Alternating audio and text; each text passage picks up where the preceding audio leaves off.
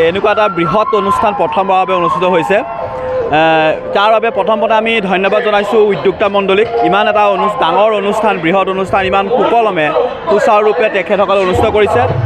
আমি যিসকল অভিনেতা অভিনেত্ৰীয়ে বিভিন্ন অসমৰ বিভিন্ন প্ৰান্তৰ পৰা ইয়াত অভিনয় প্ৰদৰ্শন কৰিছে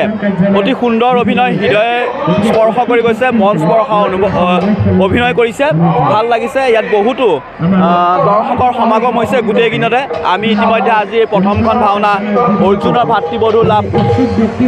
নাটকখন আমি উপভোগ কৰি আছোঁ খুব সুন্দৰ অভিনয় আজিও খুব সুন্দৰ অভিনয় হৈছে দৰ্শকৰ বিপুল সঁহাৰি লাভ কৰিছে অভিনেতা অভিনেত্ৰীসকলেও আমাৰ আশা কৰিছোঁ উদ্যোক্তা মণ্ডলীয়ে আগন্তুক সময়ছোৱাত এই বৰ্ষৰ দৰে ইয়াতকৈও আৰু অধিক সুন্দৰভাৱে যাতে ভাওনা অনুষ্ঠিত কৰিব তাৰ বাবে আমি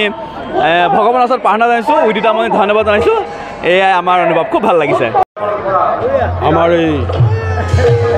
চীনাতলী পথাৰত বাসুদেৱ নাট্যগোষ্ঠীৰ উদ্যোগত পবদিক্ৰং ৰাইজৰ সক্ৰিয় সহযোগত আমি ভাওনা সমাৰোহ প্ৰতিযোগিতাৰ আয়োজন কৰিছোঁ হওক এই প্ৰতিযোগিতা আয়োজন কৰিবলৈ যাওঁতে আমাক পবদিক্ৰংবাসী ৰাইজ তথা লখিমপুৰ অসমৰ বিভিন্ন প্ৰান্তৰ ৰাইজে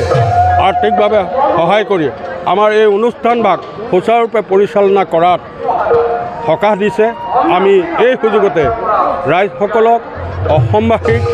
ধন্যবাদ জ্ঞাপন কৰিছোঁ যে আমি অতি পিছপৰা এটা অঞ্চলত এনেকুৱা এভাগ অনুষ্ঠান যেন আমি পাতিব পাৰিছোঁ তাৰ বাবে আমি গৌৰৱ অনুভৱ কৰিছোঁ তেওঁলোকৰ সহায়ৰ বাবে গতিকে যিসকল ৰাইজে আমাক সহায় সহযোগ কৰিলে আমি তেখেতসকলক ধন্যবাদ জ্ঞাপন কৰিছোঁ আৰু অসমৰ বিভিন্ন প্ৰান্তৰৰ পৰা আহি যিসকল শিল্পী দলে ইয়াত ভাওনা প্ৰদৰ্শন কৰিছে প্ৰত্যেক দিনা দুখনকৈ নাটক তেখেতসকলকো আমি ধন্যবাদ জ্ঞাপন কৰিছোঁ তেখেতসকলৰ প্ৰেৰণা নোপোৱা হ'লে আমাৰ এই অনুষ্ঠানভাগ কেতিয়াও সফল নহ'লহেঁতেন গতিকে আমি এই সুযোগতে অসমৰ বিভিন্ন প্ৰান্তৰ শিল্পীসকলক ধন্যবাদ জ্ঞাপন কৰিছোঁ আৰু এই অনুষ্ঠানভাগ কৰিবলৈ যাওঁতে আমাৰ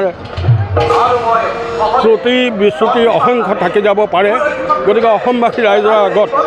আমি সেই শ্ৰুতি বিশ্ৰুতিৰ কাৰণে ক্ষমা ভিক্ষা মাগিছোঁ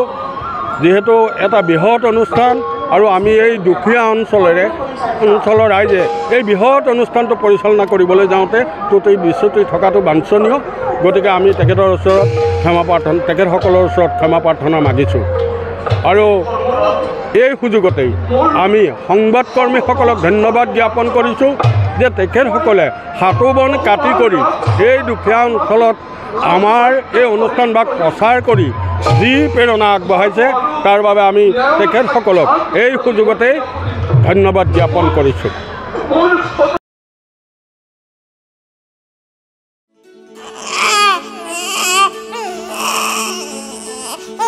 অভিনন্দন আপোনাৰ এজনী ছোৱালী জন্ম হৈছে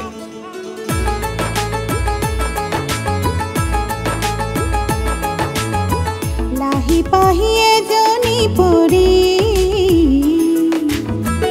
আহিলে ঘৰখন